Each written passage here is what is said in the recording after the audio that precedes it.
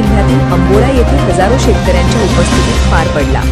या कार्यक्रमात बच्चू कडूंनी थेट इशारा दिला, 7/12 कोरा झाला नाही तर सरकारला स्वस्थ बसू देणार नाही। होय, शेतकऱ्यांचे कर्ज संपूर्ण माफ व्हावे, 7/12 उतारा कोरा व्हावा या मुख्य मागणीसाठी ही पदयात्रा अकोल्याच्या पापळ गावातून सुरू झाली होती। हे गाव म्हणजे शेतकरी हितचिंतक पंजाबराव देशमुख यांचे जन्मस्थान।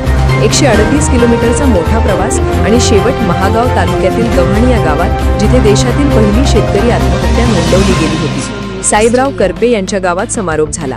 या यात्रेदरम्यान शेकडो शेतकऱ्यांनी आपल्या समस्या मांडल्या आणि बच्चू कडूंनी त्या समजून घेतल्या। सरकारकडून होणाऱ्या दुर्लक्षाविरोधात त्यांनी आवाज बुलंद केला। समारोप प्रसंगी उपस्थित हजारो शेतकरी, कार्यकर्ते आणि नागरिकांनी एकजुटीने संदेश दिला, कर्जमाफी, वीज सवलत, हमीभाव हे अधिकार आम्हाला मिळाल्याशिवाय आता थांबायचं नाही।